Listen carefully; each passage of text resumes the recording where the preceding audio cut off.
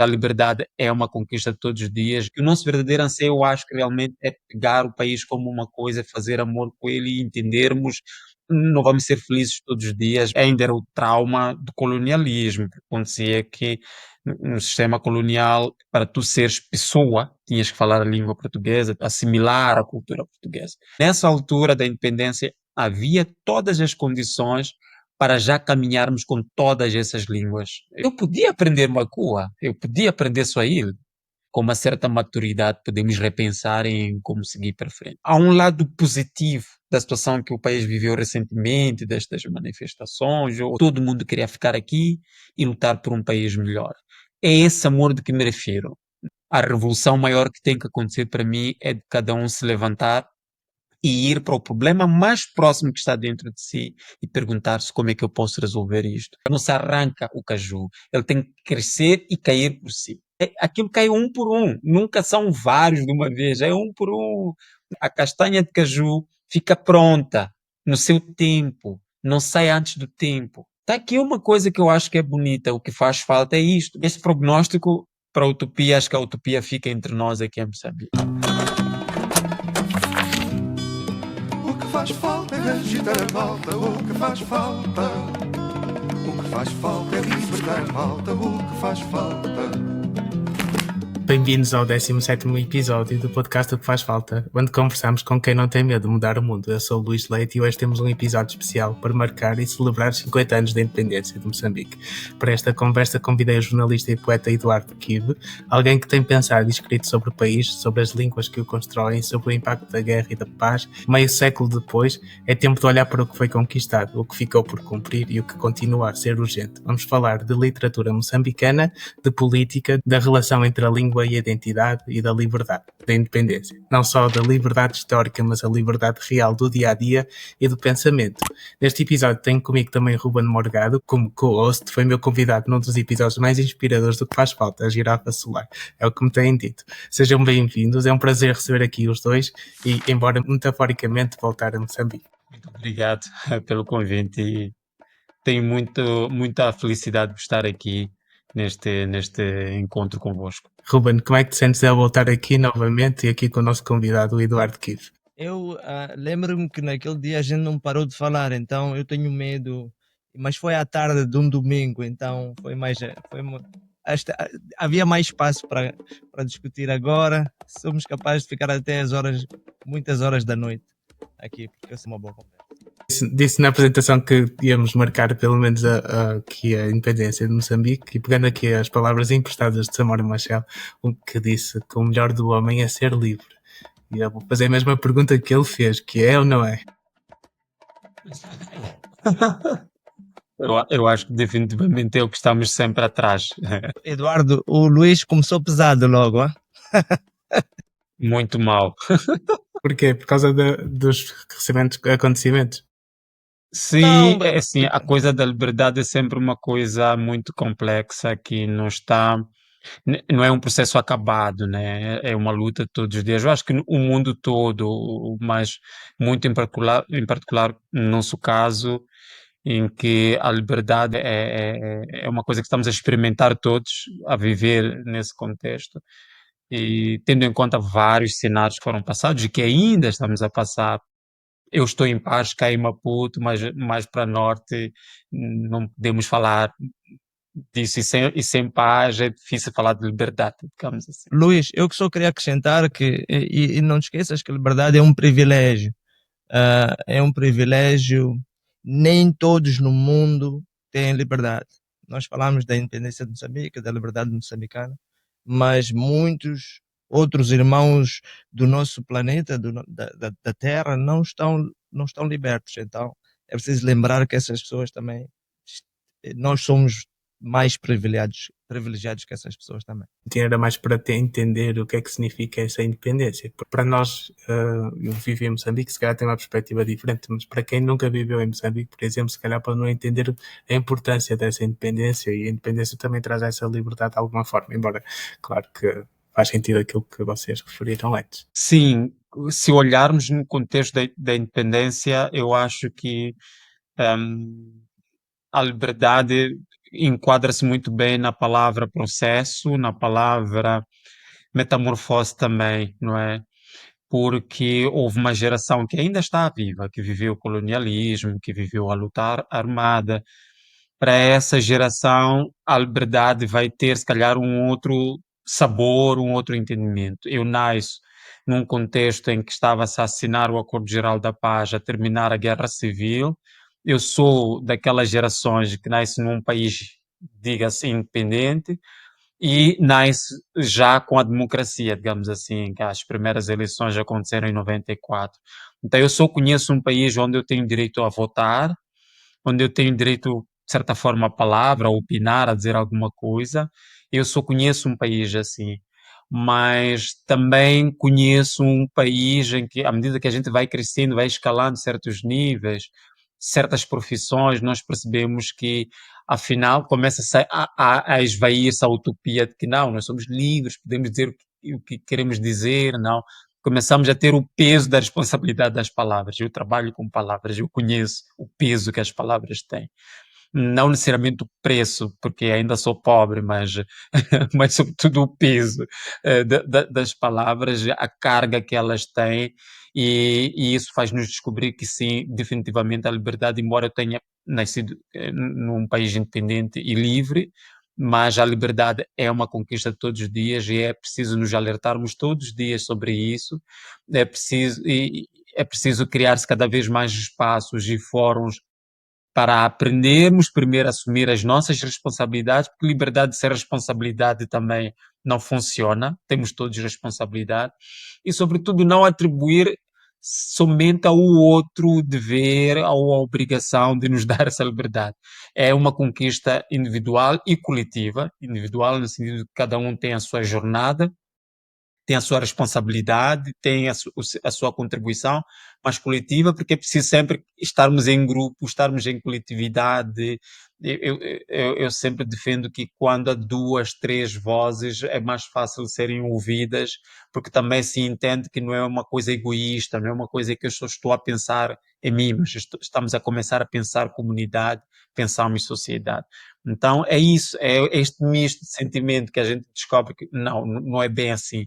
Temos que conquistar todos os dias, nada está conseguido, nada está garantido e todos os dias são dias de luta. Daí que te criaste o Catálogos, onde tens reunido o catálogo, né, de escritores moçambicanos. Tem essa importância desse coletivo para criar e essa responsabilidade. Sobretudo é a, a tentação de não acomodar-se, sabe? Nós vemos as coisas, assim, o catálogo surge porque a gente vê, tu colocas literatura moçambicana, os escritores moçambicanos, maior motor de buscas na internet. E o que aparecia na altura, a maioria dos escritores eram consagrados, tipo top, top, top, e depois muitos deles estavam mortos, digamos assim, não é? Nada a ver com os mortos, até porque nós africanos não brincamos com os mortos não morrem, na verdade, estão vivos, estão conosco. O Ruben deve saber muito bem disso, que nós trabalhamos com o livro do pai dele e que ele ia sempre interferindo no processo de edição do livro, que não mexam no meu poema, não mexam, mas ele está morto. Mas ele não está morto. Então, nós africanos, os mortos, as pessoas não morrem, de certa forma, elas transformam-se, né? Então, nós criamos catálogos para fazer, digamos que frente a isso, para contribuir em trazer mais nomes da literatura moçambicana. Quanto mais contemporâneos, melhor. Quanto mais jovens, melhor. Mas sem nenhum tipo de discriminação. Tanto que quando tu entras, está lá a Mia Couto, está lá a Paulina, mas também está lá Eduardo Kiv, está lá a Mel, está lá Álvaro Taruma, uma geração de jovens. O que nós Está queremos é lá isso. Ruben Faz Morgado. parte também. Tá lá o Ruben e companhia. Então, o que nós queremos é isso, é sentir que nós sentíamos que fazia falta alguma coisa, nós entramos com soluções, porque nós sempre tivemos a ideia, inspirados, no meu caso, por Calando da Silva, que era um incansável ativista cultural, jornalista que, olha, vamos fazer, não vamos perder tempo, se para perder tempo tem que ser a planificar, não a lamentar. Se tu colocas hoje literatura moçambicana, os escritores moçambicanos, eu tenho certeza, sim, catálogos não for a primeira, vai ser a segunda ou a terceira opção que você vai ter. É isso que nós queríamos. Muito interessante. Acho que compreendo o que estavas a dizer sobre os mortos e os vivos. Vou-te contar uma história. Eu, antes de ir para Moçambique, vi a primeira edição do filme de Uma Bata Bata de Sol de Carvalho e chegou ao fim do filme. Ele perguntou-me: percebeste? Eu disse: não percebi nada. Mas depois de ter vivido em Moçambique 2 anos, saí de lá a perceber perfeitamente o filme. Consegui perceber perfeitamente essa realidade dos vivos e dos mortos. Olha, eu tenho aqui um poema do Calando da Silva, por acaso.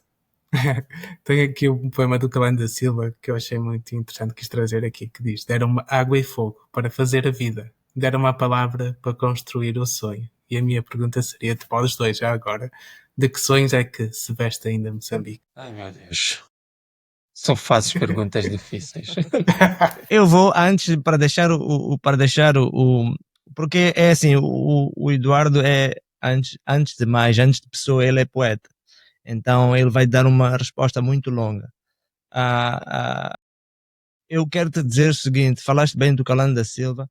O Calando da Silva, se calhar, das pessoas que descreveu melhor na sua escrita o que é ser a liberdade de Moçambique. Ele é das pessoas que trabalhava muito a palavra nesse aspecto, porque a liberdade, e eu queria acrescentar uma palavra ao que o Eduardo disse. O Eduardo disse que liberdade é processo. Eu vou acrescentar progresso, porque liberdade é progresso. É um passo para frente, 2 passos para trás. Não esqueçam isso. Liberdade a gente conquistou, mas temos que mantê-la. A liberdade não acontece, não é como o sol que nasce e já somos libertos. Temos que continuar a manter as nossas liberdades, todas elas diárias, constantemente a lutar por as nossas liberdades. E acho que ultimamente temos esquecido disso. Temos esquecido de lutar pela liberdade que nos foi dada. E acho que é importante continuar. Agora, conta aí o teu sonho, Eduardo. Há um poema de Eduardo White que rima um bocadinho com isto que eu quero aqui justificar. Vê lá, eu cito chamou um poeta para falar de outro poeta, Eduardo White, que diz que assume o amor como um ofício em que tens que te esmerar. Repete-o quantas vezes for preciso, até nele tudo durar. Quer dizer que este país, nós temos que repetir este amor todos os dias e fazer amor com este país todos os dias. E fazer amor de várias formas, no sentido de criar coisas, não é? Criar coisas aqui, criar soluções para os problemas que nós identificamos e sobretudo, também, cada vez mais eu olho, eu faço viagens todos os dias de uma cidade ou outra, Maputo, Matola, e dá-me muito espaço para pensar muitas vezes, para ver diferentes faces e quando eu olho às vezes os semblantes exaustos, a gente nota que a exaustão está em demasiada expectativa sem ação, não é? As pessoas precisam agir. E eu acho e a vontade que eu tenho todos os dias é este, é de agir, é de pegar neste país, não olhar nele como coisa do outro, é olhar a minha coisa. Talvez daí também a culpa às vezes é da narrativa que foi criada. Houve um tempo aqui que se pensava que o Estado ia resolver problemas de todo tipo, toda a gente. Eu acho que essa narrativa que se criou, que o Estado do papá, não é? Que a gente era ou não era, ele sempre vai nos acariciar, ele sempre vai resolver os problemas, foi nos acomodando de certa forma e nos coloca na situação de sempre estar à espera de alguma coisa. Pois se não vem do Estado moçambicano, vem de um país qualquer. Então continuamos à espera. E depois o problema de coisas que vêm, de como vêm, depois às vezes não tem em conta as nossas complexidades, o nosso verdadeiro anseio. Que o nosso verdadeiro anseio, eu acho que realmente é pegar o país como uma coisa, fazer amor com ele e entendermos e nunca, não vamos ser felizes todos os dias, vai ser complicado às vezes, mas é preciso pegar e fazer alguma coisa e resolvermos os nossos problemas. Eu acho que não há narrativas que funcionem se não partirem do eu, no sentido de eu falo do eu individual, mas o eu coletivo, sobretudo. Essa luta que falaste há pouquinho antes. Eu ouvi uma entrevista tua, achei muito engraçado. Não me lembro se foi escrita, se foi alguma rádio ou podcast, mas que dizias que leste a maior parte dos romances num chapa. Eu fiquei a pensar, como é que é possível? Eu não sei como é que conseguiste, como é que... Não tem como, para mim. Olha, é de loucos. E tu estivesse aqui em Moçambique e deves saber como é que é o chapa. O que acontece é que houve um tempo que os chapas eram menos agressivos do que são agora, eu acho. Houve um tempo que era ali possível, não é? Eu vendi jornais no mercado onde os vendedores de música, vendedores de música mesmo, tinham bancas de cassetes, tocava-se música assim, das 8 até à noite, a tocar-se para as pessoas ouvirem e comprarem, decidirem comprar.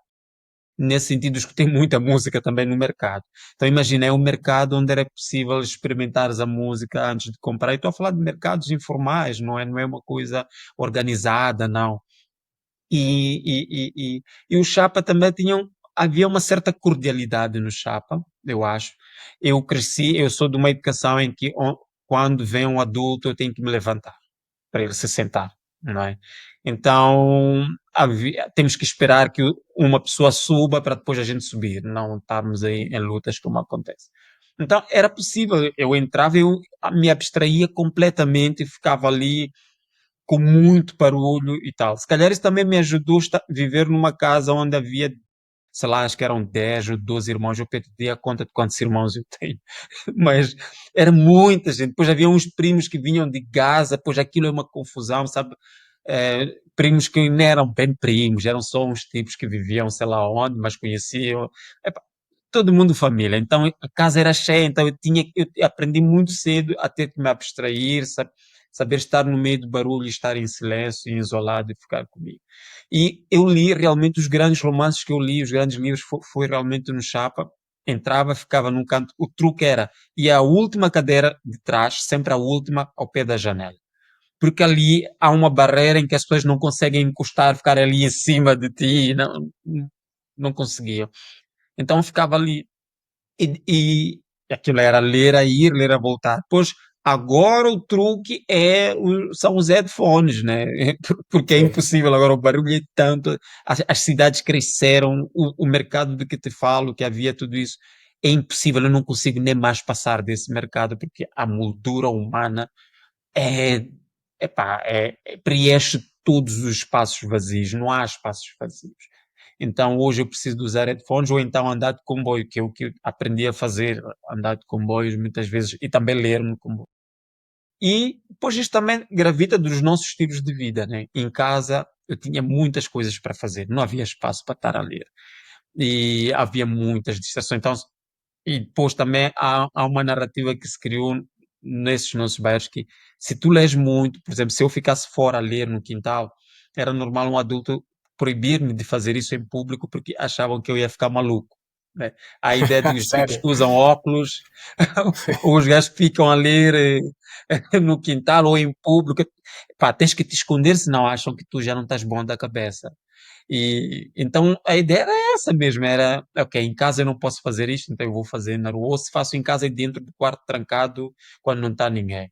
E até os meus pais ou minha família assustou-se quando de repente me viu a lançar um livro de poesia, mas como é que esse gajo está a escrever poesia agora? Não é? Então é isso. Passaste pelo mesmo, Ruben? Eu? Não, Sim. eu, eu também Tinhas poesia em casa? tenho um problema técnico, tenho um problema técnico que o Eduardo também tem, que tenho 7 irmãos também, já perdi a conta. E também é muito parecido com, a história é muito parecida com o Eduardo. Eu chamo, tenho um irmão completo, irmão incompletos, emprestados, tenho todo tipo de irmãos e tivemos primos. Sem meninas, sem meninas, o meu pai não conseguiu fazer meninas. Pronto, acontece. Eu comecei a ler muito tarde, ler de ler, não ler de saber ler, e escrever ainda mais tarde. Então, e quero também então dizer aqui, já agora que isto está a virar, todo mundo vai ouvir, eu comecei a escrever porque fui inspirado por pessoas como o Eduardo e como outros amigos nossos. A questão de liberdade vai muito em contra a inspiração. A gente tem que ter inspiração. E acho que, desculpem, eu sou a pessoa que vai um bocadinho para a tristeza. Eu acho que Moçambique está a pecar muito por falta de inspiração. Estamos a precisar de pessoas, coisas, histórias que nos inspiram mais, não é? E acho que isso torna o dia a dia mais difícil. Concordas que falta inspiração, Eduardo? Faltam nomes, faltam pessoas que nos inspiram todos os dias. O que eu sinto é que faltam coisas realmente em que nos coloquem todos, digamos que, um fator unificador, digamos assim, não é?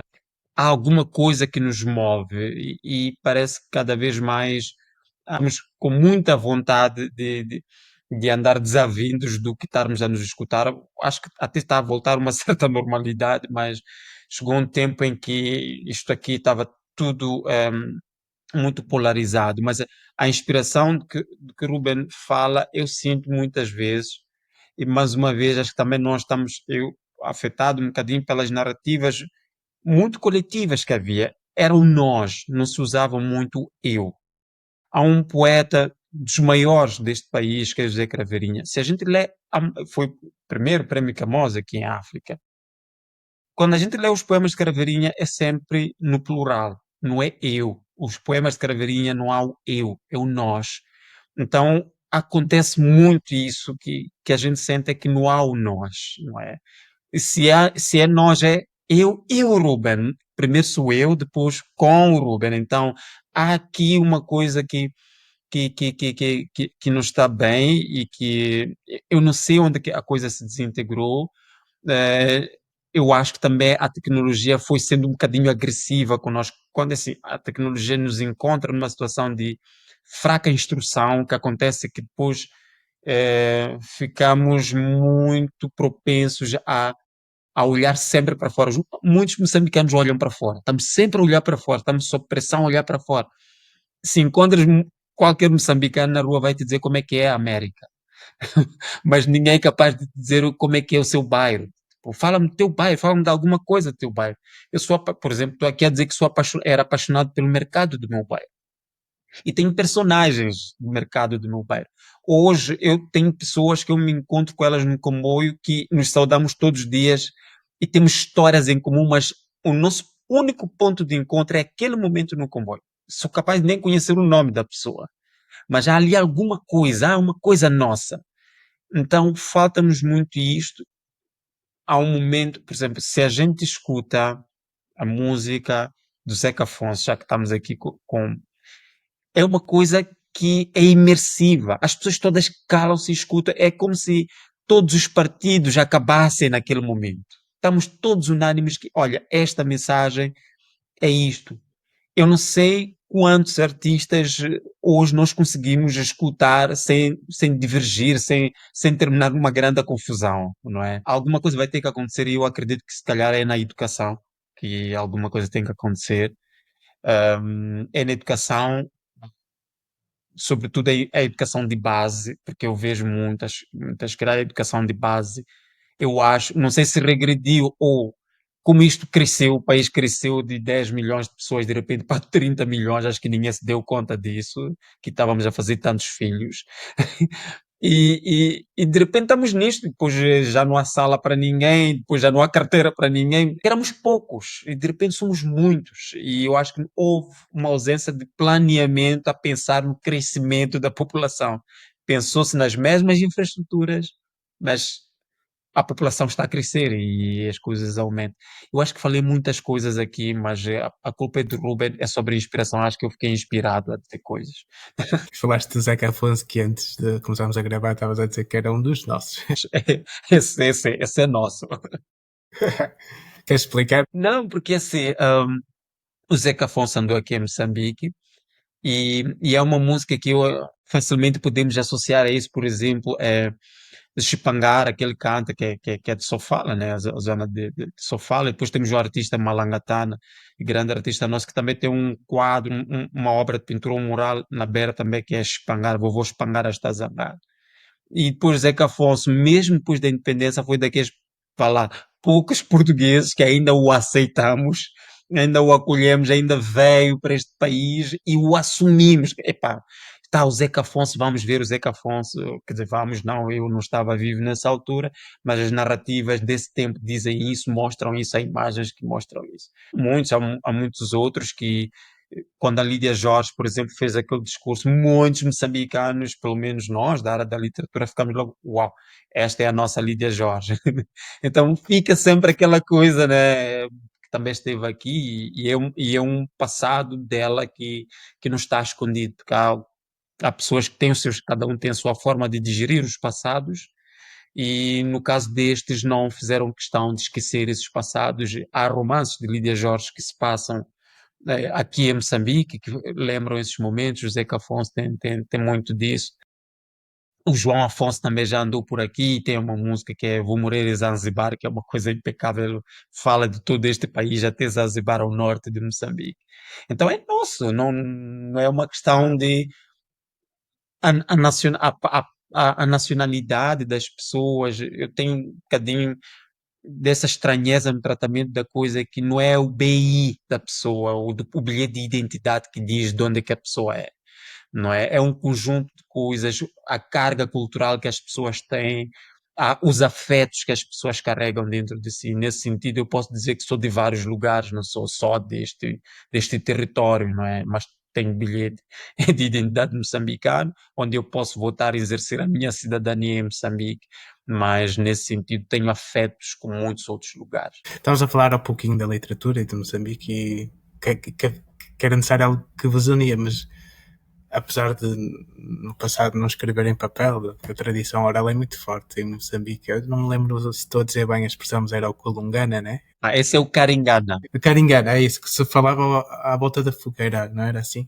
Acho que era isso. Sim, E sim. eu acho que são tão contadores de história, por isso tem que ter escritores, e talvez isso una todos os moçambicanos que são grandes contadores de histórias. E é por isso que o Eduardo tem uma capacidade que eu não gosto, é ser modesto.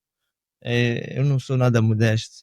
E uma das coisas que nós fizemos juntos e temos vindo a fazer nos últimos 3 anos é um prémio literário. Já tivemos 460 submissões, 300 submissões que foram aprovadas e foram analisadas pelo nosso júri nos últimos 3 anos, e ninguém falou dos últimos 50 anos. Toda a gente falou de histórias de há 2, 3 anos para trás, e inspiradas nos últimos 5 anos. Não me lembro de ler uma história, não temos nas nossas antologias nenhuma história da independência e do início do nosso país como um país independente. E o prémio que nós montamos é prémio até 35 anos. Então significa que essas pessoas não estiveram presentes. Então realmente essas pessoas não têm noção, não é que não têm noção, mas não viveram de perto, não é? Não viveram de perto essa luta titânica que foi criar um país independente e um país único, de unidade nacional. Que uma coisa que estavas a dizer, Eduardo, que eu queria completar também, depois da independência éramos moçambicanos. Éramos moçambicanos. Hoje somos uns do sul, uns do centro, uns temos uma etnia, outros temos outra. Estamos muito separados. E é como tu disseste, falta algo que nos conecta. Ou perdemos essas ligações, perdemos essa conexão. Mas pós-independência, e a história, eu nasci 2 anos depois da independência. As histórias que o meu pai contava e a minha mãe conta hoje, e dos meus irmãos mais velhos, é que éramos moçambicanos, todos nós. Depois, ao longo do tempo, fomos nos desconectando, fomos passando a pensar mais no eu, como o Eduardo disse, e esquecemos dos artistas. Por exemplo, o Malangatana, a maior parte dos quadros do Malangatana, Eduardo, só tem multidão, tem grupo de pessoas, Uhum. não é? Não é uma pessoa ou um personagem, tem sempre um grupo. Agora que tu falaste do Craveirinha, eu agora comecei a pensar, não me lembro de um poema, de um quadro do Malangatana que é um, de uma personagem só. Tem sempre muitas pessoas, tem sempre muitas personagens, então é interessante isso. Acho que a gente desconectou-se um pouco nos últimos anos e acho que temos que voltar a criar uma união, uma conexão maior entre nós todos. Eduardo, quando na tua família com os teus 11 irmãos e todos os irmãos que vinham, também te contavam as histórias dessa altura? Então, eu tenho uma coisa que é muito confusa, que é a seguinte: eu, a minha língua materna é a língua portuguesa, infelizmente. Eu já me explico porquê. Porque a minha avó, que era uma excelente contadora de histórias, só falava xixangana. E eu não entendia absolutamente nada. Então, e, o louco do meu pai, pronto, ele já está morto, então eu posso chamar de louco. E vamos depois nos resolver. Estamos à noite, os espíritos depois bem, a gente se resolve. Mas ele nos obrigava a todos, sempre naquelas férias, na altura havia férias de 2, 3 meses, no fim do ano escolar, nos obrigava a todos a ir para Gaza. Mais uma vez, é tal coisa de o país no seu todo. Então, estarmos sempre ligados à nossa terra. Então, estávamos aqui em Maputo, eu nasci aqui, nossa vida que eu só falo português, ok? Mas chegava fim do ano, desde que eu sou pequeno, é viajar todo mundo para Gaza, 230 quilómetros, 250 quilómetros. E chegares lá, a realidade é completamente diferente. O tipo de casa, os cheiros, os animais, a alimentação, os sons, eh, a língua, que é a coisa para mim que era o choque mais brutal, porque não dava para entender nada a não ser que fosse por instinto. Eu acho que nesse sentido também o gosto por histórias começa aí ter que observar, simplesmente, sem ter o que falar, sem ter como falar com as pessoas, ter que observar, fazer um esforço para me comunicar, mas não com palavras, porque as pessoas não iam entender o que eu dizia e nem eu entendia o que elas diziam. E a minha avó, a Chicumbane, ela, todas as noites, porque não havia eletricidade, então jantava-se por aí às 17 ou 5 da tarde, aproveitarmos a luz do dia, que já se ia embora, depois por aí 18, 19 horas, fazia-se a fogueira, estamos ali, pelo frio, pelo nevoeiro que se faz de noite, e depois também para tentarmos não dormir muito cedo também, senão não aguentávamos tanto, né? E é nesse momento que a minha avó contava as histórias. Por exemplo, Ngungunhano. Eu conheço mais Ngungunhano oralmente do que lendo, quer dizer, agora que sou, por causa do meu trabalho, de várias pesquisas, acabei lendo tanto de Ngungunhano. Ainda há dias que tenho um podcast extraordinário sobre Ngungunhano, feito por um canal português. E, mas a maioria das histórias, depois eu fiquei alegre por perceber que o que está escrito, a minha avó contou-me. Só não te posso saber contar exatamente porque eu não entendia nada, mas um gungunhana repetido ali várias vezes. E as histórias então entravam sempre uma canção. Havia, nunca falhava, no meio da história havia uma música. Não é? Por exemplo, a história a relação dos ngunis com os mariscos, com o peixe. Os ngunis têm medo do mar, a tribo de Ngungunhana. E havia uma canção que eles cantavam, né? E depois nós adaptamos para a língua portuguesa, que eu acho que é um bocadinho provocadora e não vou cantar aqui, mas dizia qualquer coisa, Ngungunhane, aquele da só para imitar o som, porque eu não entendia, e agora continuo a não entender bem, quando fui atrás, mas Ngungunhane, aquele da ai, nós tínhamos que responder, ai, nana, nanina, ai, nana, nananina, ai, nana, na na na na na na na na na ai, na na na na na na. Isso é uma história. O que é que estava a dizer simplesmente é, o Munhano foi preso e depois foi metido no mar e foi obrigado a comer bacalhau. Imagina quem prendeu o Munhano. Foram os portugueses, obrigaram ele a comer bacalhau, só faltou a minha avó descobrir que obrigaram ele a fazer o batismo e obrigaram ele a escolher uma esposa das 7 e ele recusou-se. Quer dizer, essa parte da minha avó não sabia, mas a ideia de que do bacalhau, que o Ngunguiano foi imposto a uma outra cultura, uma outra realidade, que isso era o maior pesadelo até do que a cadeia, não é? Por uma questão de crença. Essa história foi a minha avó que me contou. E eu não entendi na altura, porque não entendi a língua, mas já aprendi a falar Xangana e hoje eu falo muito bem. E fui a meu Deus, a minha avó contou-me isto. Então, essa é a herança que eu tenho. Infelizmente, perdi muitas dessas histórias e nesta coisa, mas ficou-me a paixão pela música, pela rádio. Eu sou apaixonado por música, por rádio, por culpa da minha avó. Numa entrevista com o Yuki, atrás das máscaras, disseste que escrevias ao ritmo da voz da tua avó e eu estava aqui a recordar disso por causa do que me estavas a contar. Muito engraçado. Mas eu queria te perguntar outra coisa, porque como não falavas mais xangana, como é que isso aconteceu? Então, os meus pais proibiam, vá lá. Hoje eu entendo isso, porque a gente lê tantas coisas que a gente já sou informado e ainda era o trauma do colonialismo, que acontecia que no sistema colonial, para tu seres pessoa, tinhas que falar a língua portuguesa, assimilar a cultura portuguesa. E os meus pais, mesmo depois da independência e tudo, ainda ficou essa sequela, esse trauma e que olha, para tu, se tu queres ser alguém, tens de falar a língua portuguesa. E a expressão que se dizia na rua, o meu pai nunca disse, mas se dizia muito nas ruas, as nossas línguas eram línguas de cão.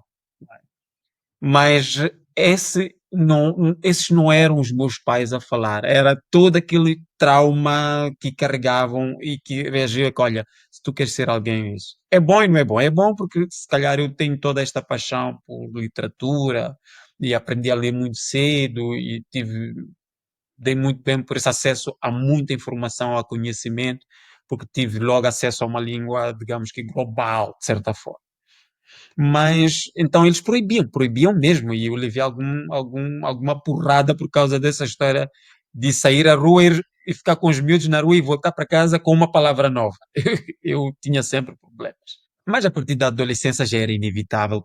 Passei a me apaixonar por teatro, fazia teatro na escola, apesar de ser tímido, e eu fazia teatro na escola, fazia danças tradicionais na escola, e tudo isso, a maioria das vezes, era em Xangana, não há como.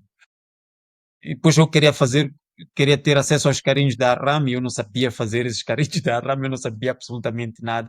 Mais uma vez, por não saber falar a língua. Então, eu não sei falar a língua, eu me isolava, tinha tendência a ficar isolado. Então, com o sair de casa, o envolvimento com os outros, essa mistura, aprendi a falar Xangana. E depois também houve um tempo que eu pensei que ia saber jogar futebol, mas sempre fui péssimo e o Ruben sabe disso. Porque eu não vou às partidas de futebol dos escritores. Então, então tudo isso, o futebol, o teatro, a cultura no seu tudo, as danças tradicionais, meteram-me num ambiente em que tinha que aprender a língua xangana. E passei realmente a ter acesso também a outro tipo de culturas, a informação, e infelizmente agora vai se reduzindo, mas muita informação nossa, a história moçambicana, eu ainda sinto que é assim, há muito por se escrever, está oralizada, ela está com as pessoas, não é? Então, muitas dessas pessoas falam as suas línguas nas zonas onde estão e depois muito se perde. Ou então, tentando falar português, muito se perde na tradução, porque a pessoa está traduzida a sua língua para a língua portuguesa, muito se perde. Basta ver o noticiário. Há uns canais aqui muito com programas populistas de criminalidade do bairro. Quando entrevistam as pessoas e podem falar nas suas línguas, elas falam muito. Mas quando é em língua portuguesa, é tudo fragmentado. A pessoa quase que se censura, né, na forma que tem que dizer. E pronto, né? E há coisas que são intraduzíveis nas nossas línguas, em língua portuguesa, porque a carga semântica é muito grande nas nossas línguas do que na língua portuguesa. Para tu traduzir, às vezes, uma palavra nas nossas línguas, é preciso compor um parágrafo inteiro em língua portuguesa para tu Pois, entenderes, não é? sim, sim, sim. Então é isso, é essa experiência que eu tive depois. Yeah. Mas isto é uma história fascinante porque é interessante o que vocês estão a dizer de precisar de uma unidade e no fundo a humanidade tem a ver com a língua que se fala português em todo o país, pelo menos nas zonas mais desenvolvidas ou nas cidades maiores. Antes de fugires, eu queria acrescentar que Moçambique tem 41 línguas, tem 41 línguas nativas e 2 línguas não nativas, que é o português e o inglês. Então falam-se 43 línguas em Moçambique. É muita língua. E eu queria fazer uma pergunta, Eduardo. Achas que termos pós-independência, nos últimos 50 anos, termos investido tão pouco nas nossas línguas nativas, foi um problema? Eu, na minha opinião, é Eu um acho que problema. esse é o maior crime que nós cometemos contra nós mesmos, porque ninguém nos impôs isso. E ninguém nos impôs isso, e se começamos a correr atrás de prejuízo na década de 90 com o tal de ensino bilíngue que até hoje, se a Não gente sabe que funcionou. não está a funcionar.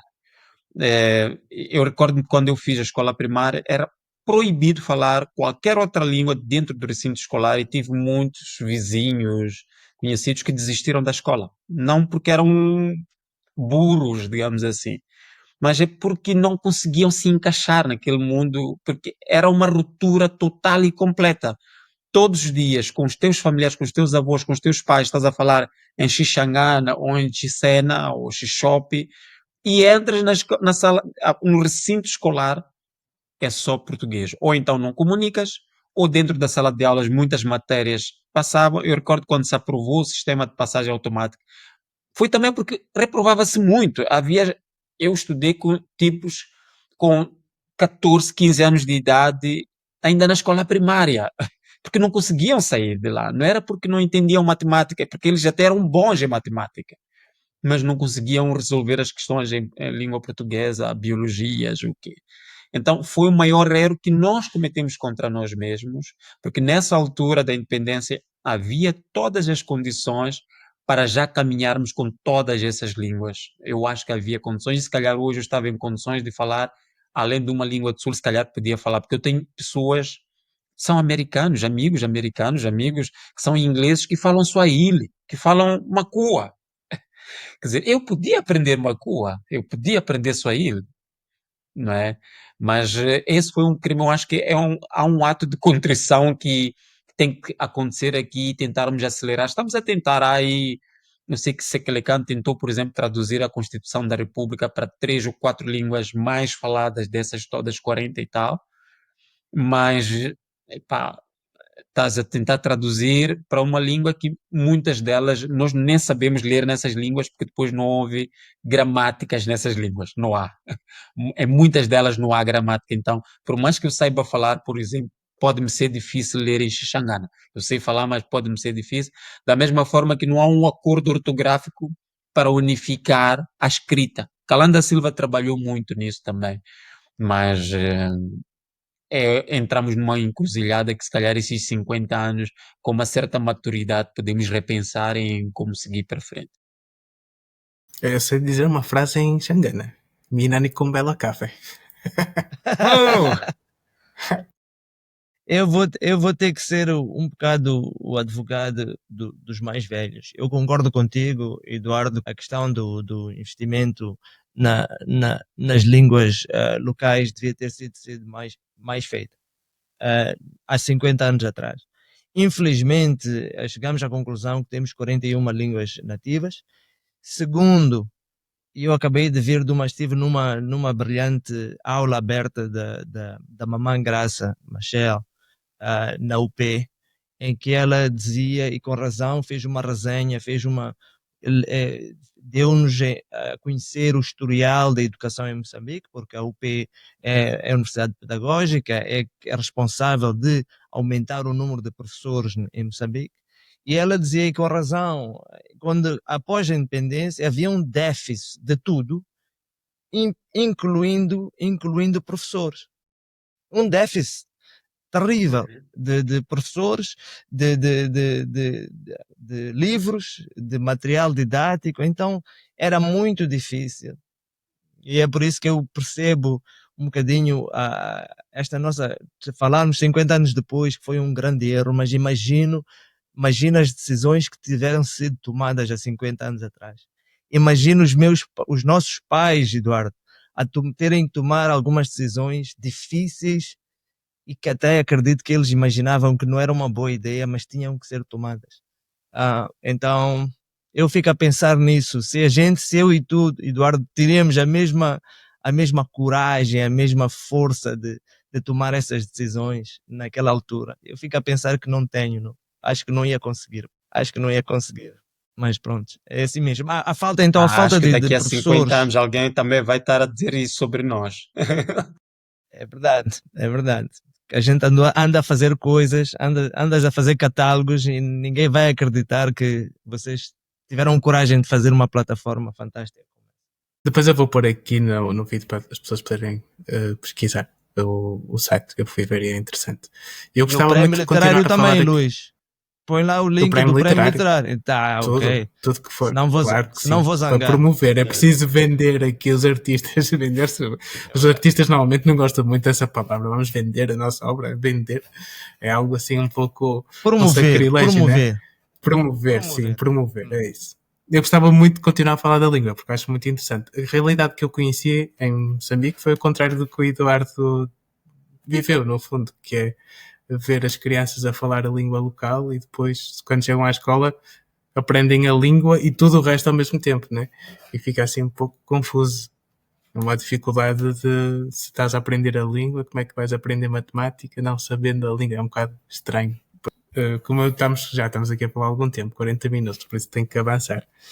Eu Tenho, disse que a gente vai ficar aqui às tantas. eu tenho os meus subscritores e eles podem enviar perguntas. Eu tenho aqui uma pergunta de uma subscritora que é a Noa Cruz e ela até me enviou com voz, por isso eu vou pôr aqui. Só tenho que encontrar a mensagem. Ela vive em Moçambique. Só um segundo. Estamos mal, Eduardo. Ah, fomos Estamos. apanhados. Pressão, hein? Fomos apanhados. Eu gostei da pergunta, mas pronto, como eu comecei mal, se calhar, não sei. Vamos ver. Eu fico muito preocupada com a juventude de Moçambique. Ao mesmo tempo que eu vejo os meninos muito engajados politicamente e conscientes, né, de todo o quadro político do país, eu sinto uma falta de uma desesperança, sabe, de um futuro melhor. Então eu queria saber o que ele espera, como é que ele acredita que vai ser o futuro para os jovens moçambicanos, aí, os adolescentes, os jovens de 20 e poucos anos. Como que vai ser o Moçambique para eles daqui a 10, 12 anos? Essa é a pergunta de 1 milhão. Tivesse essa resposta, estávamos ricos, né, Ruben? Mas é assim, eu vejo o país também um bocadinho aos meus olhos. Lá está eu com o eu em vez do nós, não é? Mas eu acho que, sinceramente, não me posso aventurar em fazer uma fotografia panorâmica sem fazer antes uma fotografia. Imagine, eu estou com 34 anos de idade. Estou ainda a finalizar o problema de habitação. Felizmente já tenho casa própria, mas estou a finalizar isso. Eh, Tenho um trabalho estável e ainda consigo ser empreendedor. E eu acho que empreendedores é que vão resolver o problema deste país. Não todos, obviamente, mas vão transformar este país. Falo de empreendedores, inclui inovadores, criativos, porque estas pessoas, sobretudo, são movidas por problemas. Nós queremos resolver um problema. E tentamos o fazer, é verdade que no nosso caso, que somos escritores também, às vezes de forma romântica, por isso sofremos muito, é difícil chegar lá, porque a gente romantiza demais, que era coisa bonitinha, perfeita, a gente passa a vida a dizer não, ainda falta, ainda falta, ainda falta, e às vezes não avançamos. Mas eu acho que quando falo de empreendedor, falo de tudo, é empreendedores sociais, o trabalho, por exemplo, que o Ruben, pá, o Ruben é das pessoas mais versáteis que eu conheço, consegue estar na terra conosco e de repente está sei lá, quantas milhas de distância a pregar, sei lá o que, a bater com o martelo na madeira e a pendurar painéis solares. Eu queria ter essa capacidade. Isto, para mim, é um empreendedorismo dos mais bonitos que pode haver e que está a resolver problemas reais de pessoas. Para mim, esta coisa de pragmatismo é muito fundamental. Embora eu não seja, eu sou mais romântico, eu acredito mais em coisas muito bonitinhas e isso é mau, eu sei. mas, sobretudo, ser pragmáticos em algum momento é preciso. Então, olhando para o país, sob o meu ponto de vista, sob o ponto de vista da minha história, que eu sou de uma família simples, o meu apelido Kiv não leva ninguém a nada, a ninguém. Então, se eu consigo fazer isto, vá lá, passados 30 anos depois de ter nascido, eu acho que há mais jovens que daqui a 30 anos vão poder contar histórias maravilhosas. Eu acredito que eu próprio, daqui a 30 anos, posso contar grandes histórias sobre como contribuímos para transformar isto. Mas não sei se percebemos que aqui há fator de vontade individual, partir do particular para o coletivo, não é? É preciso isto. É preciso vontade de olhar o país, a tal coisa de fazer amor, é olhar o país todos os dias com os olhos de detectar problemas. Atenção, não estou a dizer para não vermos, a ideia é mesmo ver problemas. Nós temos é que ver os defeitos do país, ver os problemas do país. Mas a grande questão é o que vem a seguir. Depois de eu ver os problemas, o que é que eu faço? Se eu não consigo dormir, a dizer que não pode ser. Eu não posso estar à rua, sair à rua todos os dias e encontrar as crianças à deriva todos os dias. Não pode ser. Se eu tenho uma casa com sei lá quantos livros que estão arrumados, eu não faço nada com eles e eu posso sair, quebrar uma hora num sábado a ler histórias para as crianças. A minha avó também fez isso comigo. Por que que eu não posso fazer isso? E ninguém pagou a minha avó para fazer isso. Claro que se me pagarem é bom. Mas o que estamos a dizer é que se olharmos para os problemas sempre com vontade é possível que daqui a 30 anos nós tenhamos um país melhor. E o que eu perspectivo, honestamente, com tanta vontade popular que eu vejo, há um lado positivo da situação que o país viveu recentemente, destas manifestações, ou seja lá o que for, que de repente já não sabíamos o que era. Eu senti pela primeira vez os jovens a não usarem aquela frase que se usava muito nas redes sociais: dê-me a chave do país para eu ir embora. Dê-me a minha parte do país para eu ir embora. Não, ninguém queria sair. Todo mundo queria ficar aqui e lutar por um país melhor. É esse amor de que me refiro. No sentido de, mas no sentido de olharmos e perguntarmos a nós mesmos o que é que eu posso fazer? O que é que eu posso fazer? E a gente faz todos os dias. Eu acho que se sermos pragmáticos neste sentido, tentarmos nos aliar, criar comunidades criativas, comunidades de empreendedores, de gente que quer fazer coisas de verdade, gente que quando tu dizes uma coisa e logo o Ruben diz, olha, eu já tenho o escopo e martelo, vamos. Quer dizer, eu digo, Ruben, vamos fazer isso, gajo, só me dizes quando e onde a gente vai, não é? É isto que nós precisamos. Eu acho que, olhando as coisas assim, daqui a 50 anos temos outras narrativas, temos novas narrativas e de não vitimização. Temos que sair disto, desse ciclo de vitimização. Ah, somos coitadinhos, somos vítimas. A revolução maior que tem que acontecer para mim é de cada um se levantar e ir para o problema mais próximo que está dentro de si e perguntar-se como é que eu posso resolver isto e procurar resolver esse problema. Eu acho que vamos amanhã, daqui a 10 anos, amanhã mesmo, vamos estar melhores do que tivemos ontem. Mas eu sou essa pessoa, né? Eu acho que o Eduardo conhece-me bem. Eu sou daqueles que acredita que amanhã vamos estar melhores que ontem. É por isso que fazemos tudo o que fazemos e eu e o Eduardo somos uma migalha em moçambicanos que fazem muito mais que nós fazemos diariamente. Portanto, eu acho que vamos estar melhores. A minha questão é, vai ser rápido o suficiente para todos estarem incluídos? Talvez não. Mas acredito que daqui a 10 anos vamos estar melhor do que estivemos. Mas é importante incluir a todos, não podemos esquecer, não podemos deixar ninguém para trás. E esse é um problema que temos e temos que enfrentá-lo e temos que fazer mais nesse aspecto.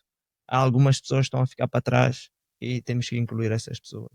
Eu, quando vou fazer os meus projetos, e já conversamos sobre os projetos que eu faço, os trabalhos que eu faço, mais fora da cidade, uma das coisas que as pessoas me dizem, antes mesmo de eu fazer alguma coisa, as pessoas agradecem por incluí-las.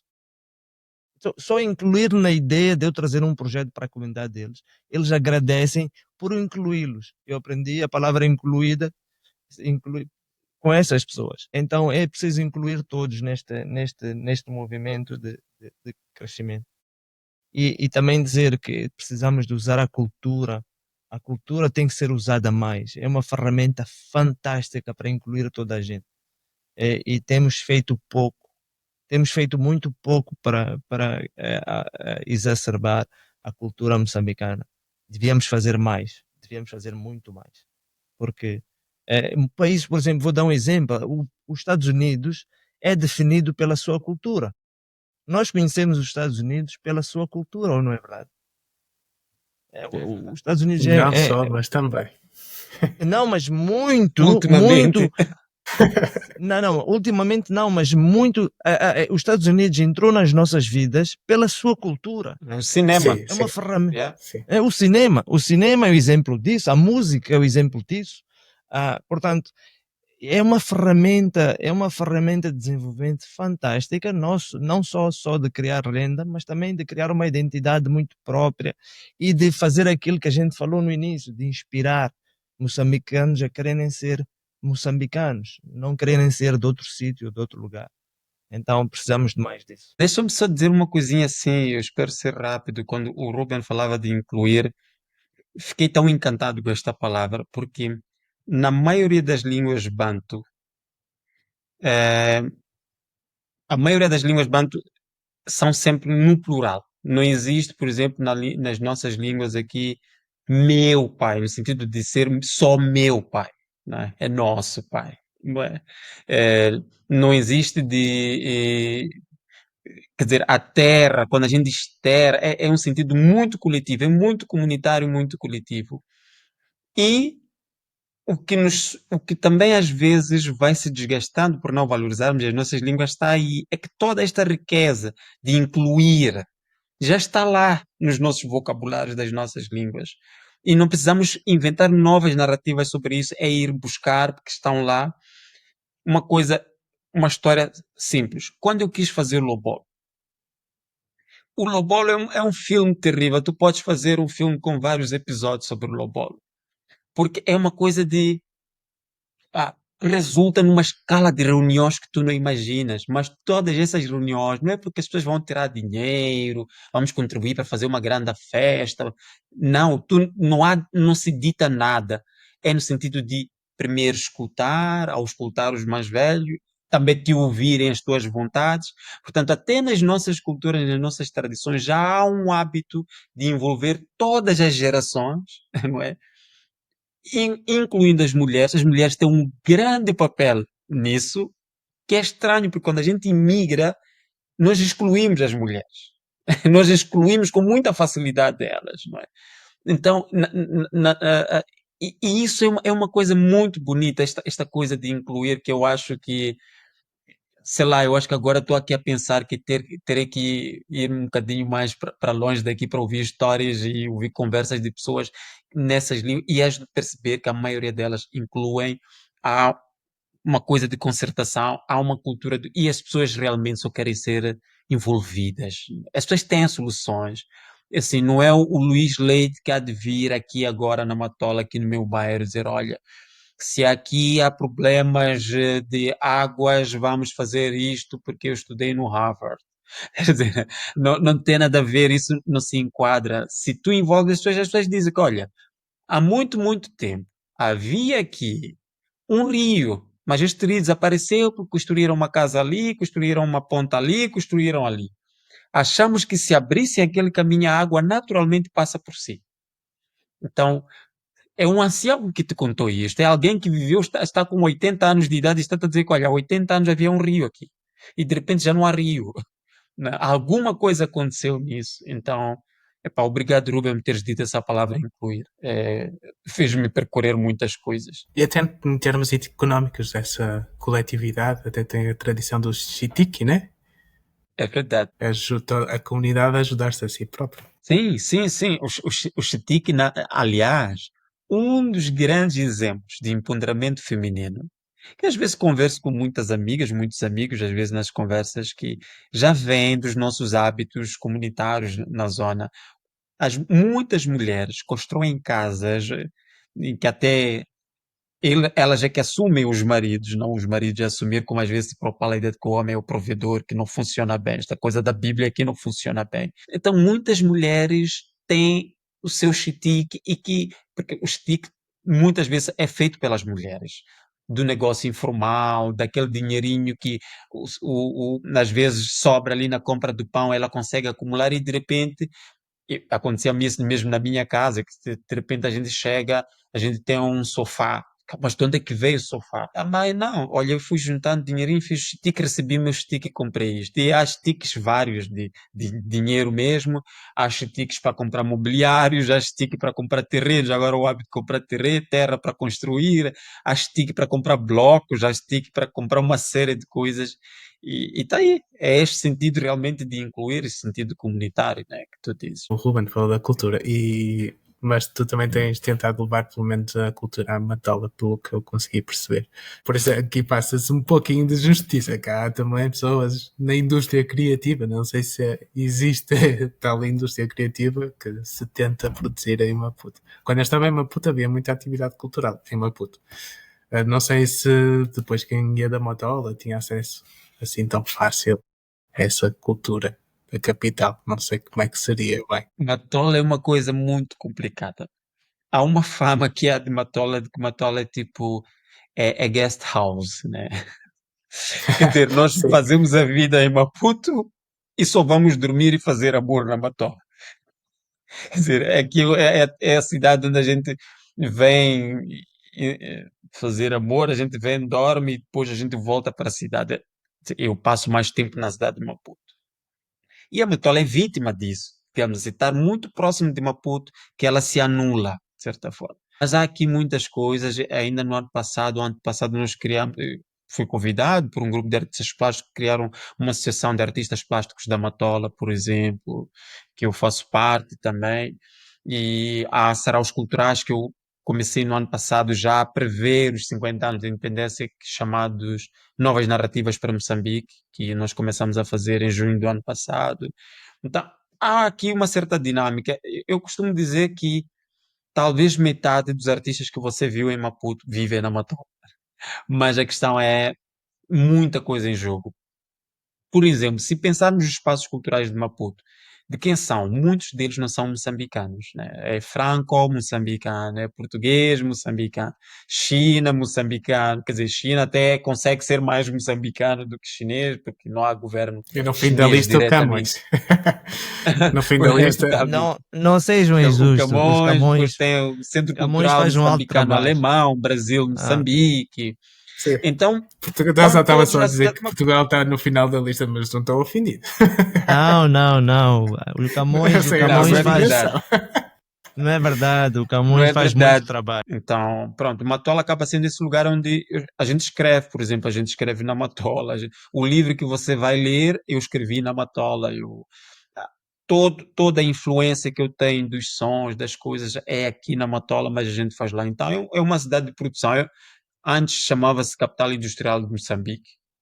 Acho que a indústria também inclui nós estarmos a escrever livros e produzirmos a timbila, o Xeno Aguno, o Ruben já toca timbilas, então o Xeno Aguno faz as timbilas cá na Matola, depois, depois leva para lá, então, O Sheni fez uma minha primeira timbila do Sheni, está na minha casa. vê? Então, eu acho que é isso, mas a gente tenta. Eu, desde pequeno, eu estou envolvido em coisas. A escola primária, teatro, embora fosse sempre tímido, o último da fila, teatro, dança tradicional aqui na Matola. Tentei fazer os saraus, porque há a casa de professor que veio cá na Matola, a gente faz os saraus. Mas confesso que é muito difícil fazer coisa na Matola. Nós fizemos um festival literário aqui na Matola, que imagina, nós tivemos a felicidade de ter cá o João Tordo. Tivemos alguns escritores portugueses também, João Tordo e Paulo Lins, Cidade de Deus, do Brasil, veio para cá, para Matola. Na Matola, esse festival era aqui na Matola. Mas não aguentamos 3 anos. Foram 3 edições, os custos eram insuportáveis, apesar de muita vontade. Veja só que nos davam hotéis de borla. Em Maputo, eu não sei se dão hotéis de borla, Ruben. Mas aqui na Matola davam-nos hotéis, assim. Mas é isso. O problema é que tu não tens o ecossistema. Não basta me dares um hotel para achares que o festival vai acontecer só. Se eu tivesse que vir a Matola para um espetáculo, talvez ia direto para casa, não ia a um espetáculo. Mas tem a ver também com o sistema de transporte, é um conjunto de coisas que, por exemplo, circular na Matola é impossível. Os chapas na Matola são difíceis, porque as distâncias são muito longas. Um Yango, desculpa, não é publicidade, é táxi, serviço de táxis aqui por aplicativo, é mais caro na Matola do que na cidade de Maputo. Com 50 meticais, com 100, eu circulo em Maputo, mas com 100 meticais é impossível circular aqui na Matola. 6, 7 anos que tive em Maputo, com 20 meticais consegui andar em Maputo à vontade. Se quer ser, está É caro. possível. Agora com 15 meticais a gente anda, a gente apanha chapa em Maputo com 15, mas na Matola não. Não há chapa de 15 meticais. É, é Está muito, caro. e geralmente não se apanha só um chapa. Eu agora, se eu quiser, eu estou na Matola mais zona de expansão, se eu quiser, na estrada circular, se eu quiser ir, por exemplo, para um município, a sede do município da Matola, eu tenho que apanhar 2 ou 3 chapas. Eu quero vos lembrar que a Matola fazia parte de Maputo, né, da cidade de Maputo até 82, 83, se não estou errado, foi quando foram divididos em duas cidades. E hoje a Matola é 2 vezes, se não estou em erro, as últimas estatísticas, 2 vezes maior que Maputo, em termos Então, a grande Maputo é muito grande mesmo. Uma pessoa que ficando a conhecer só Maputo acaba por não conhecer a realidade toda. Não, Sim, eu acho que não, acaba não não conhece. conhecendo. Eu acho que não tem como. Há alguma forma, às vezes, de aceder a alguma diversidade. Por exemplo, se tu vais a Mafalala, tens ali a comunidade de Macua, se tu vais à unidade 7, Chaquene, gente que vem de Gaza, está ali Machaquene, então, Plana Caniço. Há ali uma certa geografia, uma cidade cujo Maputo consegue ser uma cidade diversificada, mas não dá para dizer que conhece a realidade, porque isto é entre Maputo e Matola, às vezes a diferença é abismal. Então, muitas vezes, sobretudo em Portugal, acontece muito falar-se entre Maputo, Beira e Nampula, que foram grandes centros urbanos que muitos portugueses tiveram. Eu tenho amigos em Portugal que foram professores em Nampula na era colonial, por exemplo. Todo mundo vai perguntar, é bem ao lado de Maputo, mas onde é que fica isso? É bem ao lado. Então, de propósito, Sim. eu sempre digo Matola para saberem que não sou de Maputo, viu, Ruben? Sou da Matola. Então, não, são os matolinhas. Os matolinhas Os são os da Matola. matolinhos. Aproveitando aqui a deixa, eu tenho aqui algumas inovações desde que o Ruben esteve aqui. Eu acho que quando estiveste aqui ainda não tinha esta inovação, mas eu pergunto sempre ao convidado anterior. Estávamos à volta da fogueira. Estávamos à volta da fogueira. Yeah. Então, aproveitando aqui a deixa, eu peço sempre ao meu convidado anterior para me deixar uma pergunta para o convidado atual. E o meu convidado anterior foi o José Luís Peixoto, escritor português, e ele deixou aqui a pergunta que é a seguinte: se as cidades pudessem falar, o que achas que Maputo, e eu vou permitir que alteres para Matola, tenha para nos dizer neste momento a sua história? Eu acho que Matola, se pudesse falar agora, diria silêncio. Porque o silêncio nos permite dar a pausa necessária para refletir, para, para repensar, porque neste momento também é preciso voltar aos passos que foram dados. Essa expressão foi usada numa exposição sobre José Saramago, se não estou a errar, é Centenário de Saramago, acho que é. Voltar aos passos que foram dados, né? Voltar a olhar o país, não é? O que eu sinto ultimamente, talvez estou a tentar chegar, estou a chegar muito rapidamente, de forma precoce à idade do Ruben, é que f- a ausência da pausa, do silêncio, não nos permite refletir os processos. Não nos permite tomar, às vezes, decisões sem ser com os nervos à flor da pele. O que eu sinto é isso. Então, acho que Matola diria isso ao país, ao mundo: silêncio.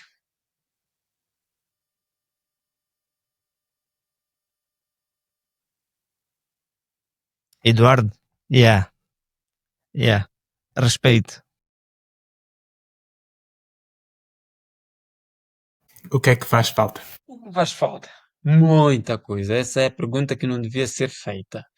O que Tem faz que ser falta feito realmente aqui. era, meu Deus, provocações.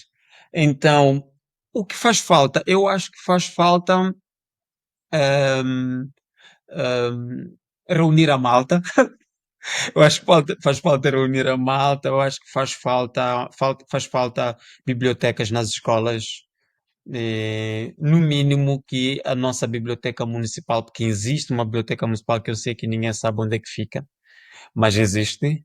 Acho que se calhar o que faz falta é haver essa vontade de nos dizerem onde é que fica. Eu acho que a Matola precisa de pensar os espaços públicos. O que acontece? Matola é uma cidade em que está-se a construir todos os dias. Eu próprio vivo numa obra. A primeira coisa, a gente chega, tira tudo que é árvore. Árvores nativas, que, por exemplo, o canhoeiro, né? Eu tenho um canhoeiro. Então, também faz falta aí pensarmos isto, não é? Que estamos a desestruturar, estamos a desequilibrar o planeta nesse sentido e não vamos contribuir com nada para o mundo, porque a gente tira as nossas árvores nativas, se olhas os jardins, porque a gente tira tudo, de repente alguém faz um jardim. E quais são as plantas que estão nos jardins? Não são moçambicanas. E muitas dessas plantas, desculpa, que isto provoca mesmo uma coisa, veja que não produzem flores. E sem flores, não as abelhas não têm como estarem ali a polinização e depois haver a produção de mel. E o mel, Não tem como infelizmente, é fazer daquelas amor. coisas que o homem ainda não descobriu como é que se fabrica. O que é que nós vamos dar ao mundo? Eu não sei. O que vai fazer falta provavelmente é isso. O que é que a África vai dar ao mundo? Porque estamos a tirar tudo o que é original nosso e estamos a trazer as árvores, as espécies que não são nativas, que não são nossas. Depois a gente põe ali um monte de betão armado e depois põe. Aí depois vamos levar a relva, a gente coloca, faz um jardinzinho com aquelas plantas que ninguém conhece o nome aqui porque nós nunca vimos. E parece que é bonitinho porque a gente viu na novela, porque a gente viu na internet, e já que a internet agora nos diz o que temos que fazer das nossas vidas. Então, eu acho que falta um bocadinho isto. E eu estou preocupado com o mel. Estou preocupado com o mel.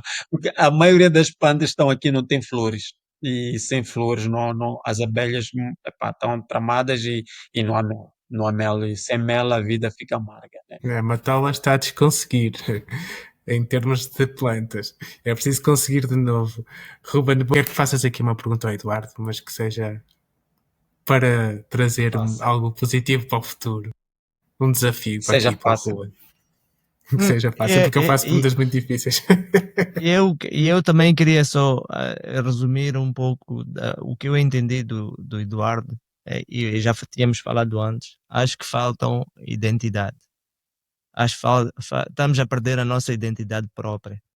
E isso é natural, isso é normal, isso vai sempre acontecer.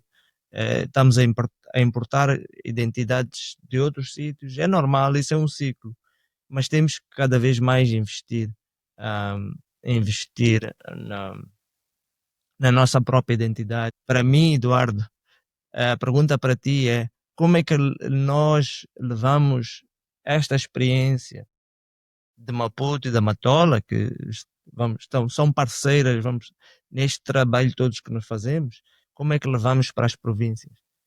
Porque uma coisa é fazer na cidade grande, né? É mais fácil, temos mais condições para o fazer. Mais difícil é quando a gente vai para distritos que nós temos que. Eu acabei de ir a Montepuez, levei 4 horas e meia para andar 200 quilómetros.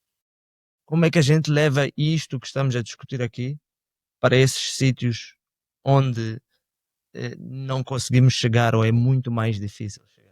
Essa é outra pergunta que é de 1 milhão, porque nós passamos muito tempo também a pensar nisso. Pensávamos em algum momento que a internet resolvia, mas estás num país em que até às vezes a rede de telefonia móvel não chega em muitos lugares. Eu diria que arranjarmos formas de intercâmbio, porque eu acho que muito do que fracassou, muitas vezes criou-se a ideia de que nós vamos transportar as soluções para os lugares. Vamos ser mais sensíveis no sentido de intercâmbio, que é de eu estar lá para aprender, para ouvir, e depois também eles estão para me ensinar para ouvir. Eu sinto que faz falta. Lá está, para a responder a tua pergunta, se calhar, por que que não pensamos como capitalizar as narrativas locais? Como é que podemos captar essas histórias locais? As narrativas sobre a natureza. cresci a me dizerem que Xangana, essa palavra, lá está outra coisa que é intraduzível, mas vou tentar dizer o que é em português. Shaila. O Shaila é tipo, é proibido, mas não é proibido no sentido de algo que é de lei. Quer dizer, se existe uma lei, a lei da natureza, é a lei da sabedoria dos mais velhos, que olha, não podes fazer isto. Que é, o Shaila era proibido tirar frutas à noite, senão vais voar. Eu cresci a pensar que, olha, se eu tiro uma fruta à noite, vou voar, não é? E depois em Gaza dizia Shaila arrancar o caju. O caju tem que cair por si. A nossa crença é essa, em Gaza a crença é essa, não se arranca o caju. Ele tem que crescer e cair por si. Mas hoje, lá está, a gente depois fica espertinha, depois a gente descobre a máfia, eram narrativas para que tudo chegasse para todos. Imagina-se que eu começo a derrubar, que vou à árvore, tiro todos os cajus, não fica para ninguém. Mas se a gente deixa cair, aquilo cai um por um, nunca são vários de uma vez, é um por um, e depois também a castanha de caju fica pronta no seu tempo, não sai antes do tempo. Ruben, essas histórias são de Gaza, são da minha memória. Mas imagina alguém de Gaza a ter que nos contar isto. Estamos a contribuir para o planeta com as nossas narrativas. Essa é a nossa narrativa. Está aqui uma coisa que eu acho que é bonita, o que faz falta é isto, mas para conseguirmos isto, as pessoas se calhar têm que contar na sua língua. As pessoas têm de contar na sua língua e depois o investimento será se calhar termos que traduzir depois tudo isto para a língua portuguesa, ou para a língua inglesa, ou para a língua francesa, ou seja lá o que for, mas vamos ousar deixar as pessoas contarem as histórias locais na sua língua. Nem que seja por áudio. A pessoa gravar um áudio, como fez agora esta convidada aqui do seu programa Luís Leite, que mandou um áudio. Por que ela mandou um áudio? É uma coisa natural nossa, a oralidade é uma coisa natural nossa. A gente quer falar. Então, se calhar, está aí uma coisa que é possível fazer, não sei, com as rádios comunitárias ou alguma coisa, em que as pessoas podem captar as suas vozes a dizer as histórias, ou, se não são as vozes, e eu acho mais atrativo até captar a voz dos mais jovens. Porque nesse processo de ser os mais jovens a contar essa história, se calhar ele vai ter que ir se sentar com o mais velho para ouvir a história. Então, é um pretexto. Quando um miúdo vai ter que sentar a avó, conta-me lá, aquela árvore, qual é o nome daquela árvore? Porque há muita árvore que a gente não conhece o nome. Ou conhecendo, são nomes que a gente descobre porque a gente estuda biologia, a gente vê na internet, mas há um nome para aquela árvore. Como a árvore dos espíritos, que é o embodeiro, né? Então, por que é a árvore dos espíritos? Por quê? Há uma narrativa à volta disso. E está-se a perder, Ruben, porque essa malta velha está a ir embora com as suas histórias, porque nós não podemos ouvir, não falamos a língua. Ou falando a língua, já não temos tempo, estamos busy, estamos preocupados com o negócio, com o quê, pá. Então, vamos lá animar a malta para ouvir a gente mais velha e contar essas histórias. Recontar, porque não será mais contar, mas será recontar. Se calhar vão ter que aumentar um ponto nessas histórias, mas elas ficam registadas. É, eu não sei se respondi, eu acho que respondi tua pergunta com uma sugestão, mas às vezes funciona. Moda moçambicana, sabes como é que é, Ruben? Moçambique é poesia. Tudo que tu disseste é poesia. Está em todo o lado. Todo o lado. Vou-te pedir agora que me deixes uma pergunta para o meu próximo convidado. Eu não sei quem é, por ter que ser assim em geral. Suponhamos que o mundo acaba hoje. Mas uma pessoa sobrevive. Uma só. E no caso, é o convidado que virá. O que dirá às gerações que hão de vir, sendo que ele vai sobreviver? Se calhar há uma Eva qualquer que sobreviverá em outro lugar, vai poder procriar. O que é que vai contar a estes novos seres sobre o mundo atual?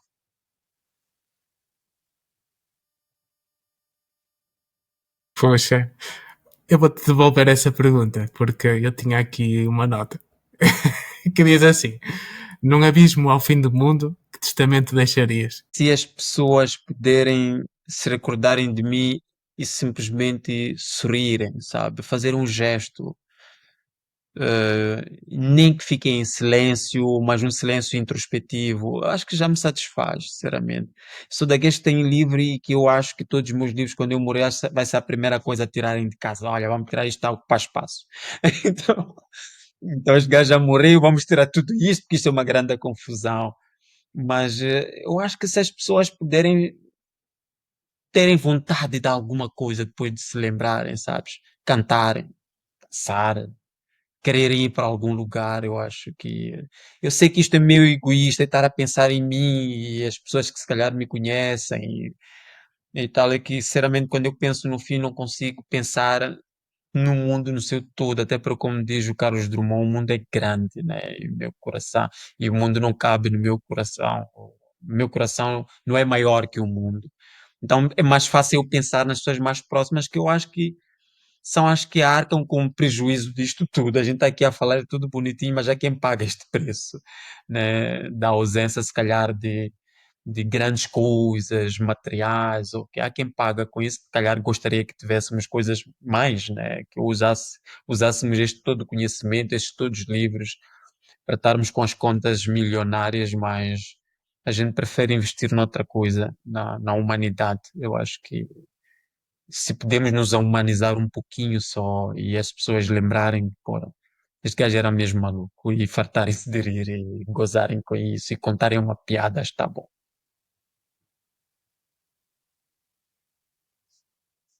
Estou-te a ver e Ruben com vontade de falar. Eu, sabes o que é que eu diria do Eduardo Kiv? Eu diria assim: este camarada tentou, mais nada. O resto é o resto. É o que nós podemos, é o que nós podemos fazer, é tentar, todos os dias tentar. E não podemos fazer mais nada.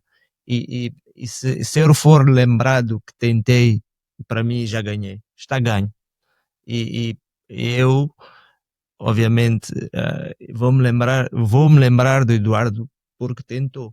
Isso é que importa, no fim do dia. Não sei se vocês trouxeram livros para recomendar. Sim, Trouxeste? eu trouxe alguns livros, Os acho que os que quiseres, não há limite.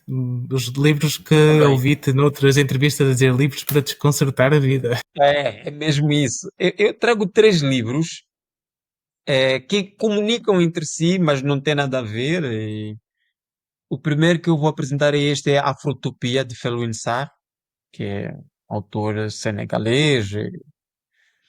E há um grande movimento para se falar de afrofuturismo. Eu costumo dizer que teremos sempre problemas, pelo menos eu terei muitos problemas de estar a pensar o futurismo sob o ponto de vista afro, porque a grande parte da história africana está por ser escrita, estamos a descobrir coisas todos os dias e é preciso escrever. Então, não tenho como me mover para este futuro com tanta pressa que se me impõe. A moda parece que agora é afrofuturismo e quer-me parecer que é uma coisa exótica.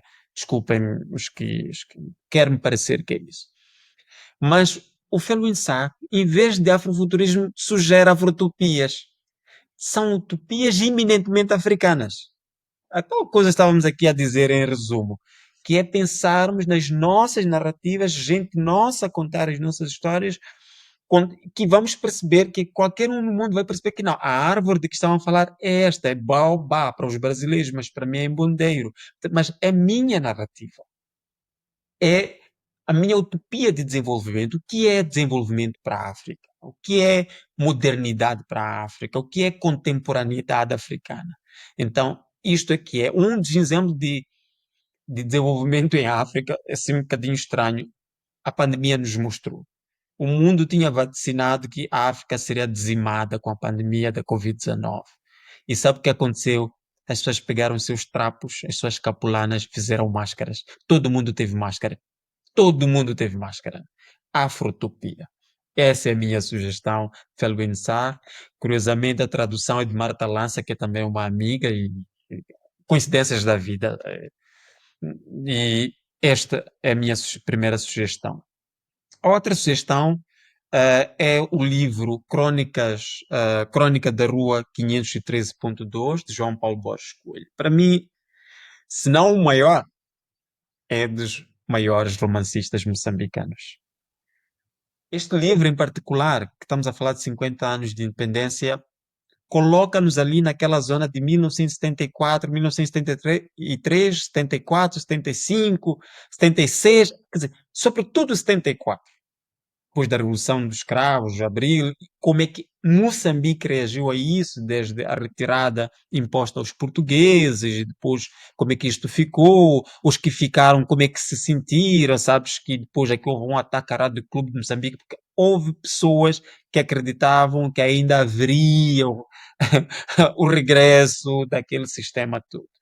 E João Paulo Borges Coelho brinca muito bem com isso, brinca com esta coisa que para mim eu acho que é a fundação do Estado moçambicano, que é importante, infelizmente, muitas dessas narrativas estão na ficção, que às vezes já até parece mais verdade do que mentira. Eu acho que esta é uma boa sugestão. Por último, é um livro mais fresquinho, e depois aqui não era. Este livro foi lançado, acho que no dia 5 de junho, que é prognóstico para depois da Utopia. Ela está a Utopia de novo, lançado pela Escola Portuguesa, é uma antologia que reúne textos de autores moçambicanos sobre os 50 anos de independência de Moçambique, não é? Quer dizer, não sobre os 50 anos, mas sobre a independência de Moçambique. E eu fui também convidado, tenho um conto meu aqui. É um livro um bocadinho pesado, porque, e me permitiu perceber isto, que estamos num momento muito pesado. Um momento que escrevemos sobre tudo isto, porque era entre outubro, novembro. Então os textos são um bocadinho pesados, mas também, se calhar, é uma contribuição dos escritores para recontar a tal ideia de tentarmos recontar, reconstituir algumas histórias. O próprio conto que eu escrevi é de um tempo que eu não vivi, é uma mentira. Então, mas é esta vontade que a gente tem de querer saber como é que foram as coisas, que a gente tenta contar coisas que nós não vivemos, e se calhar estamos em melhor não, mas estamos em condição de contar e não sermos julgados. Porque também estamos neste momento estranho em Moçambique, em que precipitamos-nos em julgar protagonistas da história, culparmos, olha, tu és culpado por isto, tu és aquilo, e a tal coisa que o Rubem estava a dizer, o que é que seria de nós se tivéssemos que tomar grandes decisões, como essa gente às vezes teve que tomar? E, e nós experimentamos isto também como escritores, muitas vezes quando escrevemos ficção, que é teres que tomar decisões sobre personagens, sobre pessoas, sobre contextos, e nem sempre é justo nesse sentido. Então, é um livro, é uma antologia, eu sei que está aí à venda, pelo menos em Moçambique está disponível nas livrarias, e eu acho que é bom. Estão aqui nomes como Paulo Borges Coelho, Marcelo Panuana, Mauro Brito, que é membro de júri agora do Prémio Carlos Morgado, e Umbate Pedro, Álvaro Carmo Vaz, pronto, Eduardo Kiefer, Pedro Pereira Lopes. Enfim, há uma geração aqui, há uma mistura de gerações que eu acho que vai. Então, são essas três sugestões. Felio Sá, felizmente, pode ser apanhado em qualquer parte do mundo, em francês, em português, acho que em inglês também, obviamente, deverá estar disponível. João Paulo Borges Coelho também eu sei que está disponível em Portugal, Brasil, e está traduzido também. Este prognóstico para a Utopia, acho que a Utopia fica entre nós aqui em Moçambique. Da história que eu conheço de Moçambique, acho que havia um sonho e eu desejo que esse sonho continue e que essa utopia seja possível. Eu quero só dizer que na segunda-feira chega a Maputo, chega aos nossos escritórios o livro Moçambique na Guerra e Paz, edição de Paula Ferreira, baseado em entrevistas do filme Caminhos da Paz e a série Moçambique da Guerra e da Paz da Promarte, e o filme da Geração da Independência da Fundação Carlos Morgado, que é um livro que vai ajudar muito a entender esta questão do pós-independência, da luta civil que tivemos e todas essas dificuldades que tivemos em desenvolver o país. Então é um livro que 1200 páginas, são os 3 volumes, através de entrevistas de pessoas protagonistas de todos os lados, de fora, de dentro, da esquerda, da direita, de baixo, de cima, que puderam contar, e a Paula Ferreira, como editora, fez um trabalho fantástico de juntar essas histórias. De novo, histórias reais de pessoas que viveram as dificuldades, os sucessos, tudo que que é aquilo que a gente falou muito, que é a identidade do nosso país. Então aconselho também, quando quando pusermos disponível ao mercado, adquirirem este livro, Moçambique na Guerra e Paz. São 3 volumes, 1200 páginas no total. Vamos ter que começar a fazer a distribuição, mas depois Pedir o a gente exemplar. pode. Ah? Estou a pedir o exemplar, estou a pedir. Dos 3 Também volumes estou a ou só pedir de um um. volume? Dos 3. Todos, todos. Bem. Todos. Eu, como participei na equipa de produção da Geração da Independência e conheço também todo o trabalho envolvido, recomendo bastante, porque realmente Por acaso, Luís, aprende-se muito. o teu nome está lá atrás, lá nos projetos, então também estás presente no livro. Boa, é bom saber, sempre muito agradável. Mas realmente tem muito conteúdo e acho que é assim, é uma obra que ainda bem que está cá fora, porque acho que realmente é um diamante, acho que é um diamante. Faz mesmo sentido para todos os moçambicanos ler e todos os não moçambicanos, para todo o mundo ler. E depois vou querer convidar a Paula Ferreira para aqui para um episódio, provavelmente. E ela de certeza que aceita, na hora. Quero agradecer aos dois por terem vindo aqui ao Que Faz Falta para celebrar os 50 anos da independência de Moçambique. Foi um prazer ouvir o Eduardo Kivo e agradeço ao Ruben Morgado por ter feito aqui o co-host comigo para conversar e também foi bom ver-te de novo aqui. Espero que Moçambique seja esse sonho que continue a construir utopias sobre utopias que vocês falaram tanto neste episódio. Obrigado. Obrigado, nós, né? Eu e o Kif. E é isso. E agora vou cortar. E assim chegamos ao fim deste episódio. Se chegaste até aqui, muito obrigado. O Que Faz Falta é um projeto totalmente independente, não tem patrocinadores e só existe porque tu ouves. Se queres que continue, espreita a descrição, há formas muito simples de ajudar. Mas há algo ainda mais essencial, não fiques refém dos algoritmos. Subscreve a newsletter para receberes cada novo episódio sem distrações no teu e-mail. É lá que nos encontramos, sem depender de terceiros. E claro, podes deixar um gosto, comentar e partilhar. Pode parecer pouco, mas cada interação faz com que esta mensagem chegue cada vez mais longe. Como cantava o Zeca, venham mais 5 de uma assentada, conto contigo para espalharmos esta mensagem e transformarmos o mundo, porque o que faz falta é agir. Muito obrigado por estares desse lado. Até breve. O que faz falta é avisar a malta, o que faz falta. O que faz falta é avisar a malta, o que faz falta.